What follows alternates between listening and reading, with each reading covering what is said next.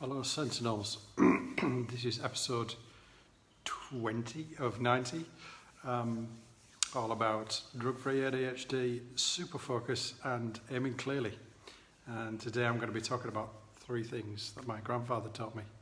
And he was basically the person that taught me those things because my father, who was an entrepreneur and owned his own business, was not there when I was younger, and he taught me three things that have basically made me who I am, and I hope they will help you, whatever you may be, the experiences that you had in your life, look through your life and find them.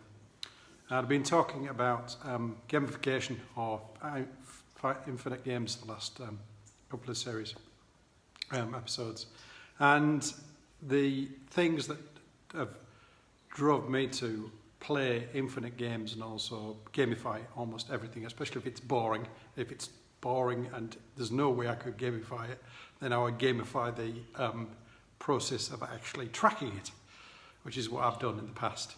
But my grandfather, I would grow up, I've got three sisters, and they used to drive me crazy. I used to go completely into meltdown most of the time when we were playing. And my grandfather was watching this one day, and he walked up behind me, picked me up from behind, put his mouth to my ear, and he said, "It's son, Gavin, it's a puzzle." And that really instilled something into me. It was something, probably the first memory that I've got clear in my head that I remember, apart from throwing up in school when I was about 4 or 5. That's one of the things that stuck with me my whole life. And it basically told me that whatever it was, you wanted to do, it was just a puzzle. The second thing he taught me was build, don't break things.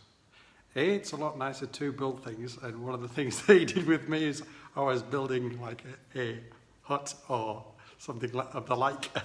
When as a kid you do things like that, and he basically started dismantling it, and I thought, what the hell, why are you doing this? And he told me he wanted to show me that just the achievement you feel when you build something.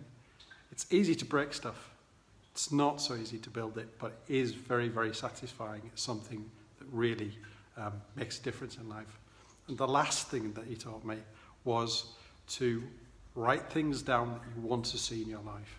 And I'm sure you'll have heard me speak about this in the other episodes that I've talked about.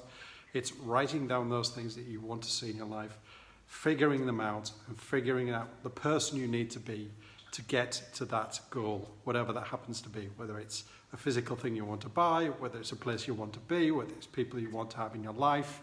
Those are the type of things that I'm talking about. And I wrote those down, a whole list when I was a kid. And obviously there was kids' things in there, and I kept revising the list and adding to it. And by the time I was 42, I'd completed my first list.